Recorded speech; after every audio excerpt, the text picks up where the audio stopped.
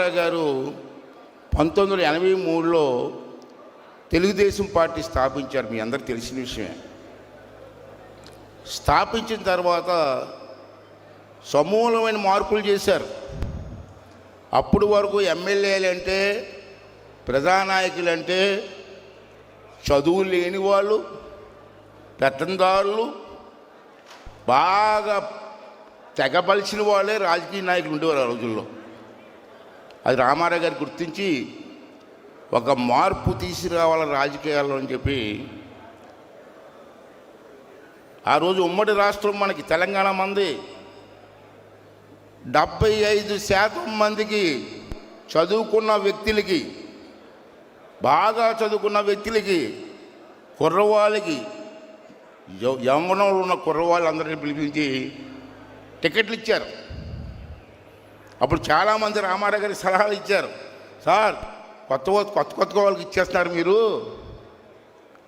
పెత్తందారీ వ్యవస్థ ఉంది, మనకి మునసేపు వ్యవస్థ ఉంది ఆ రోజుల్లో, వాళ్ళని తట్టుకోవడం కష్టం సార్ అంటే, ఏదేమైనా యువత రావాలి, చదువుకున్న కుర్రవాళ్ళు రావాలి, అప్పుడే రాజకీయాలు బాగుపడతాయని చెప్పి ధైర్యంగా 75% మందికి చదువుకున్న వాళ్ళకి అందరికీ సీట్లు ఇచ్చారు 83లో. అప్పుడు నేను కూడా ఉన్నాను ఆ బ్యాచ్లో. అప్పుడు నా వయసు 25 సంవత్సరాలు ఇంకా రాలేదు నాకు. పార్టీ పెట్టారు. అప్పుడు రామారావు గారిని పిచ్చి కదా, అతని వెనకాల తిరిగేవాళ్ళు వ్యాన్ వెనకాల. ఒకరోజు నాకు కబురు వచ్చింది ఎన్టీ రామారావు గారి దగ్గర నుంచి, మళ్ళీ అర్జెంటుగా హైదరాబాద్ రమ్మన్నారని. నేను అన్నీ వెళ్ళాను. అప్పటికన్నా నేను డిగ్రీ పూర్తి అయింది. ఇది చెప్తే నా కోసం చెప్పలే, అతని మనస్తత్వం కోసం చెప్తున్నాను. నేను రమ్మంటే హైదరాబాద్ వెళ్ళాను. ఏదో స్టూడియో సినిమాల్లో ఉన్న తారక రామ థియేటర్లో ఉన్నారు. వెళ్ళి కలిశాను. నమస్కారం అన్నగారు అన్నాను. మీరు ఎవరండి అన్నారు. సార్, మీరు కబురు పెట్టారు కదా, నర్సీపట్నం నుంచి వచ్చాను, అయ్యన్న పోతుందంటే, రా తమ్ముడు అన్నారు. నీ వయసు ఎంత అన్నారు. ఎలా చూసారు, కిందకి పైకి చూసి నీ వయసు ఎంత అన్నారు. 24 సంవత్సరాల 8 నెలలు అన్నాను. అరే తమ్ముడు, నీకు టికెట్ ఇద్దాం అనుకున్నానే, నీకు వయసు సరిపోవట్లేదు, సారీ అన్నారు. అలాగా అన్నాను గారు, టికెట్ పొమ్మంటాడు బయటికి, భయం వేసి అన్నగారు అన్నాను. ఏడు చెప్పు అన్నారు. ఎలక్షన్ వచ్చేటప్పటికి నాకు 25 సంవత్సరాలు పూర్తి అయిపోతాను కదా. అది లెక్కేసారు. లెక్కేసుకొని ఓకే నీదే టికెట్ వెళ్ళిపో అన్నాడు. ఇచ్చే టికెట్ ఇచ్చారు నాకు. 25 years గెలిచాం. అన్నగారు ఫోటో పెట్టుకొని, నా గొప్పతనం కాదు, అన్నగారు ఫోటో పెట్టుకొని ఇంటికి తిరిగాం. ఓట్లు వేసారు, గెలుస్తాం. గెలిచిన తర్వాత అన్నగారు ముఖ్యమంత్రి అయిపోయారు. బ్రహ్మాండంగా పార్టీ నడుస్తుంది, అనేక కార్యక్రమాలు చేస్తున్న సమయంలో ఒక సంఘటన జరిగింది. అదే ఈ పుస్తకానికి కారణం. ఏటా సంఘటన అంటే, నేను అసెంబ్లీ టైము స్టార్ట్ అయింది, వస్తుంది దగ్గరికి. మా విశాఖపట్నం జిల్లాల ఎమ్మెల్యేలు అందరూ కలిసి హైదరాబాద్ వచ్చాం. ఇది చాలా ముఖ్యమైన సంఘటన అండి, వినాలి మీరు. ఈ ఘటన 4 లైన్ల ఘటన ఇదే మలుపు తిప్పింది. మేమేం చేసామంటే, మాకు ఎమ్మెల్యే క్వార్టర్స్లో రూమ్లు ఇచ్చారు ఎమ్మెల్యేలకి. వచ్చి పడుకున్నాం. ఉదయం లెగిసి వెలగాల పడుకున్నాం. మరుసటి రోజు ఎన్టీ రామారావు గారు అమెరికా నుంచి వస్తున్నారు. ఆపరేషన్కి వెళ్ళారు. అమెరికా హార్ట్ ఆపరేషన్కి వెళ్ళి పూర్తి చేసుకొని తర్వాత రోజు వస్తున్నారు హైదరాబాద్. మేమందరూ కూడా అన్నగారిని వెళ్ళి ఎయిర్పోర్ట్కి వెళ్ళి దండం పెట్టుకోవడం కోసం మేము అందరం నిర్ణయించుకున్నాం. అందుకే వచ్చాం. బాబు ప్లీజ్ 2 నిమిషాలు కామ్గా ఉండండి.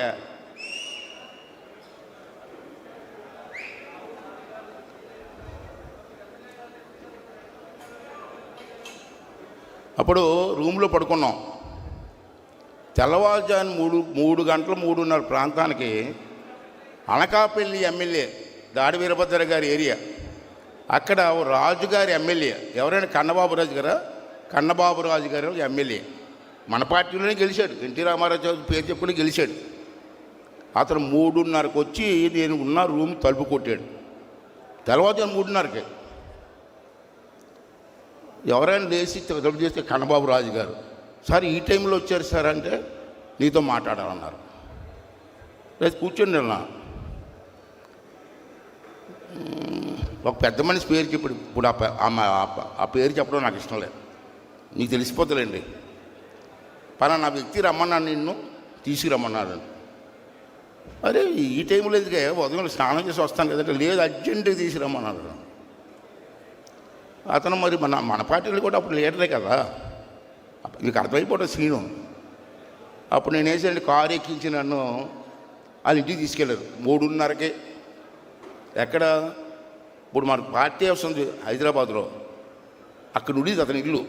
అప్పుడు అక్కడ అంత డెవలప్మెంట్ లేదు ఆ రోజుల్లో, 83లో. తీసుకెళ్ళారు నన్ను ఆఫీస్ రూమ్లో కూర్చోబెట్టి, నేను ఒక్కనే ఉన్నాను, ఆఫీస్లో కూర్చున్నారు. ఆ పెద్ద మనిషి 5 నిమిషాలు వచ్చాడు నా దగ్గరికి. ఆ రూమ్ అతనింటికి వెళ్ళాను నేను. తమ్ముడు బాగున్నావా, కూర్చో అన్నాడు.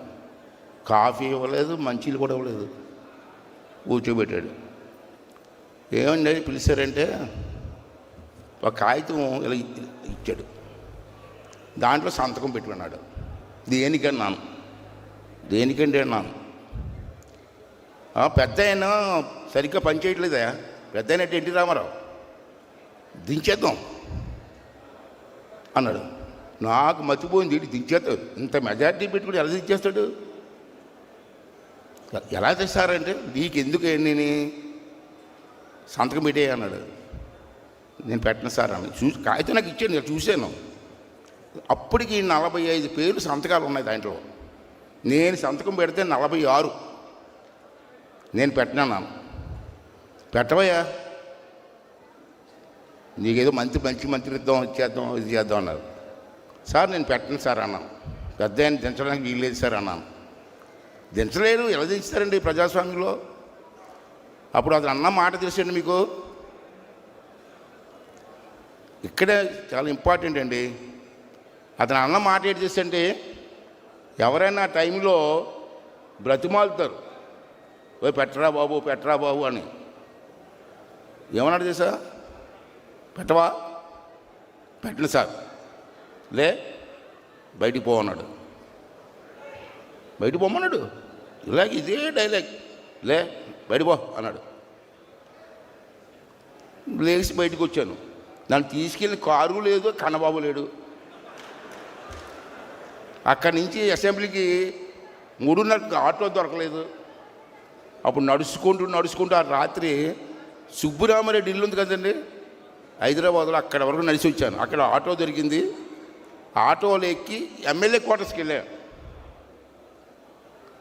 రూమ్లోకి వెళ్ళి కూర్చున్న తర్వాత ఏదో జరుగుతుందని బాగా ఆలోచన వచ్చింది. అప్పుడు అప్పల నరసింహ గారు ఉన్నారు పక్క రూమ్లో, మా గురువు గారు, మా అందరికీ పెద్ద ఆయన అప్పల నరసింహ గారు, ఎమ్మెల్యే గారు. నేను వెళ్ళి లేపి, అప్పల నరసింహ గారు ఏదో జరుగుతుంది సార్, ఇక్కడ కుట్ర జరుగుతుంది, నాకేమో అర్థం అవ్వట్లేదు, ఎవరికి చెప్పాలో అర్థం అవ్వట్లేదు, అందుకే మీ దగ్గరికి వచ్చానంటే, అప్పుడు అప్పల నరసింహ గారు వేసారంటే, అలా కాదు ఉండి వస్తానని చెప్పి బట్టలు వేసుకుంటే ఇద్దరం కలిసి ఉపేందర్ గారి ఇంటికి వెళ్ళామండి. ఉపేందర్ గారు, మీకు చాలామంది ఉపేందర్ గారు తెలియదేమో, ఎన్టీ రామారావు గారికి మంచి బాగా వెనకాల అన్నీ చేసేవారు. ఉపేందర్ గారి ఇంటికి వెళ్ళాం 5:30కి. తలుపు కొడితే లేచారు. ఉపేందర్ గారు ఏమన్నారంటే, ఏం బాబు ఇప్పుడు వచ్చారంటే, సార్ మీకు చిన్న విషయం చెప్పాలని వచ్చామని చెప్పి ఇద్దరు కూర్చున్నాం. జరిగిందంతా ఉపేందర్ గారికి చెప్పాను నేను, ఇలా జరుగుతుంది సార్, కానీ నా మాట ఎవడో వింటలేదు సార్ అన్నాను. అతను వెళ్ళలేదు, అలా జరగదు అన్నాడు. బాబు నాకు తెలిసింది చెప్పాను, మీరు ఏం చేసుకోండి అన్నాను. అన్నగారంటే బాగా చెప్పాను. అప్పుడు నా ముందే హోమ్ మినిస్టర్ గారికి ఫోన్ చేశారు. అప్పారావు గారు ఏమో డిఐజీ ఉండేవారు. అప్పారావు గారికి ఫోన్ చేశారు నా ముందు. అప్పారావు గారు డిఐజీ గారమ్మా, మీకు తెలుసు కదా. అప్పుడు అతనేం చెప్పాడండి ఫోన్లో, అయ్యని పోతే నా మాట నమ్మకండి కుర్రోడు ఆడకలు చేస్తున్నారు. అసలు నా మాట నమ్మకండి ఏమీ జరగలేదని అప్పారావు గారు స్టేట్మెంట్ ఇచ్చారు. తర్వాత హోమ్ మినిస్టర్ గారిని పిలిపించాం ఉపేంద్ర గారి ఇంటికి. హోమ్ మినిస్టర్ గారు వచ్చారు. అప్పుడు ఎవరండి హోమ్ మినిస్టర్ గారు? మన వెస్ట్ గోదావరి హరిరామ జాగవయ్య గారు. వారు వచ్చి వారేమన్నారంటే, ఏం సార్ ఇలా జరుగుతుందట అయ్యన్నబాబు గారు చెప్తున్నారంటే, ఏమీ లేదు, ఎవరు చెప్పాడు, ఇంటెలిజెన్స్ రిపోర్ట్ లేదు, ఏమీ లేదు అన్నాడు. అమ్మ నాశనం చెప్పాను రా, నా మాట ఎవరిని నమ్మట్లేదు అని అనుకున్నాను. మీ ఇష్టం సార్ అని వెళ్ళిపోయి ఇంటికి పోయాను. సాయంత్రం ఎన్టీ రామారావు గారు ఫ్లైట్లో వచ్చారండి అమెరికా నుంచి. మేము అందరం వెళ్ళామండి ఎయిర్పోర్ట్కి. మాకంటే ముందు ఆ పెద్ద మనిషి సంతకం అడిగాడు. ఆ పెద్ద మనిషి పెద్ద దండ తీసుకొచ్చాడండి ఎయిర్పోర్ట్కి. నేను చూసి దండ తీసుకొచ్చాడు, నన్ను సంతకం పెట్టమంటే దండ తీసుకొచ్చాడు బాబు అనుకున్నాను నేను. తీసుకొచ్చి రామారావు గారి దగ్గరనే దండేసి ఇలా కబులించుకున్నాడండి. అమ్మ నేను అనవసరంగా చెప్పాను రా బాబు, నేనేదో క్రియేట్ చేసినట్టు ఉంది ఇదంతా అని చెప్పి అనుకున్నాను. అప్పలనాథ్ గారు పోదాం పోదని ఇక్కడ వద్దు అన్నగారికి నమస్కారం పెట్టి పోయాం ఇంటికి. సాయంత్రం 6 గంటలకి ఎన్టీ రామారావు గారు అందరు ఎమ్మెల్యేని ఇంటికి రమ్మన్నారండి. అప్పటికి ఎన్టీ రామారావు గారు తెలిసిపోయింది దొంగ సంతకాలు పెట్టేశారండి. వెంటనే చంద్రబాబు నాయుడు గారు అంతా చేశారు. మమ్మల్ని ఎన్టీ రామారావు గారి ఇంటికి అభిడ్చాన్ని తీసుకెళ్ళారు. అక్కడ డిస్కషన్ జరిగింది. సంతకాలు పెట్టేశారు, దించేస్తున్నారు రామారావు గారు. అయితే ఇక్కడ ఉండకూడదు, ఇందిరాగాంధీ కదా, కాళికాదేవి అన్నాను నేను, ఇంకో పేరు పెట్టాడు ఆ టైంలో. ఇందిరాగాంధీ అనుకుంటే ఏ ముఖ్యమంత్రి పనిచేసేవాడు కాదు ఆ రోజులు. పూర్వం సామెత ఉండేది, పులి కొట్టడం అయ్యి బతకడమా. ఇందిరాగాంధీ కొడితే మళ్ళీ ముఖ్యమంత్రి ఆవిడ ప్రశ్నే లేదు. అలాంటి ఇందిరాగాంధీ మెజార్టీ లేకపోయినా ఎన్టీ రామారావు దింపేసింది. అప్పుడు గవర్నర్ రామ్లాల్ అతను సంతకం పెట్టి ఇచ్చింది. అప్పుడు ఎన్టీ రామారావు గారు ప్రజల్లోకి వెళ్ళిపోయారు. ఈ లోపల రామారావు దించేశారు. ఇక్కడ ఉండకూడదని చెప్పి మేము అందరం ఢిల్లీ వెళ్ళాం. ఢిల్లీ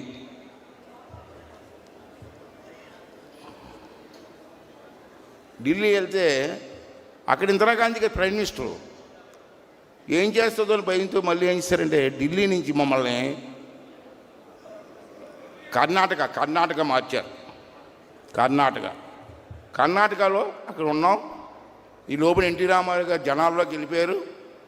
జనాలమ్మ ఆ రోజు నీ పిల్లలకు తెలియదు కానీ పెద్దలకు తెలుసు, ఆంధ్ర రాష్ట్రం తెలంగాణ జనాలు కాదు, భారతదేశం కాదు, ప్రపంచవ్యాప్తంగా తెలుగు వాళ్ళందరూ కూడా తిరగబడ్డారండి. తిరుగుబాటు చేశారు, పెద్ద ఉద్యమం. ఎన్టీ రామారావు గారిని అక్టోబర్ 16వ తారీఖున దించేసింది ఇందిరాగాంధీ. అక్టోబర్ 16వ తారీఖున దించేస్తే సారీ ఆగస్టు 16వ తారీఖు దించేసింది.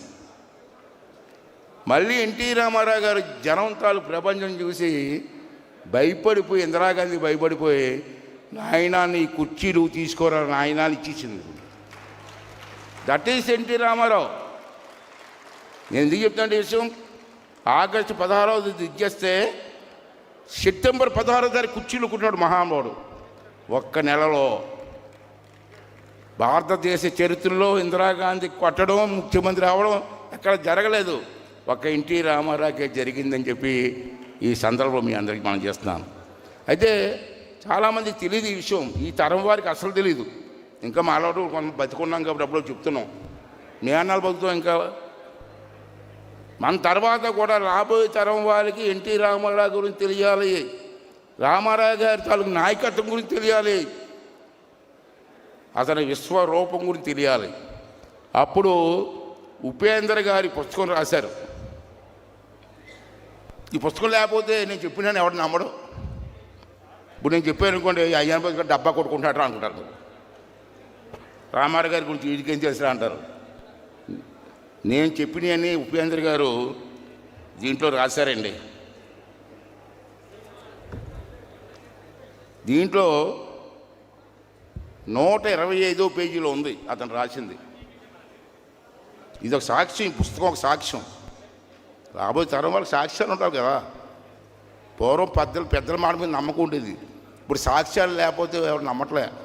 ఇది ఒక సాక్ష్యం. ఇది నా జీవితంలో మర్చిపోయిన రోజు. ఎందుకంటే మహానుభావుడికి ఏదో ఉడత సాయం చేశాను కదా. ఇక నా జీవితానికి ఎంతకంటే నాకు ఏం కావాలి చెప్పండి. నాకు ఏం కావాలి చెప్పండి. ఇటువంటి సంఘటనలు అండి ఆయన రాశారు. ఏమని రాశారంటే, దాదాపు సంతకాల సంఖ్య దాటిన తర్వాత విశాఖ జిల్లా నుంచి అయ్యన్న పాత్రుడు గారిని పిలిపించారు. ఆయన వారితో వారించి సంతకం పెట్టడాన్ని నిరాకరించారు. మా ఇంటికి వచ్చారు. మొదట నేను ఆయన మాటను నమ్మలేదు. అప్పారావు గారు ఫోన్ చేసి అడిగితే అవన్నీ ఒట్టి వదంతులు అన్నారు. డీజీపీ పాత్రుడి గారు తాము సంతకం పెడితే సంఖ్య 43, 45 అవుతుందండి స్పష్టంగా చెప్పారు. నాకు మతిపోయింది. వెంటనే అప్పారావు గారిని పిలిపించి సమాచారం సేకరించమని చెప్పాను. రామారావు గారికి అమెరికాకు ఫోన్ చేసి అక్కడి విషయాలు చెప్పాం. ఇవన్నీ కూడా ఉపేంద్ర గారు రాశారు. ఇది వాస్తవం. అయితే ప్రజల సహకారంతో మళ్ళీ అతను ముఖ్యమంత్రి అయ్యారు. అక్కడి నుంచి బెంగళూరు వెళ్ళాం. బెంగళూరులో కూడా రామకృష్ణ హెగ్డే గారు ముఖ్యమంత్రి గారు. అతను దగ్గర ముఖ్యమంత్రి అయి ఉండి మాకు నెల రోజులు మమ్మల్ని బెంగళూరులో ఉంచారండి. ఎమ్మెల్యేలందరినీ. ముఖ్యమంత్రిగా రామకృష్ణ హెగ్డే గారికి ఎన్టీ రామారావు ప్రాణం. రోజు వచ్చి మైసూరులో ఉన్నాం మేము. మా దగ్గరికి వచ్చి రోజు గంట ఉండేవారు ముఖ్యమంత్రి గారు. అక్కడ మన తెలుగు అయిన ఎడ్యుకేషన్ మినిస్టర్ రఘుపతి అతను అయితే మాతో ఉండిపోయేవాడు.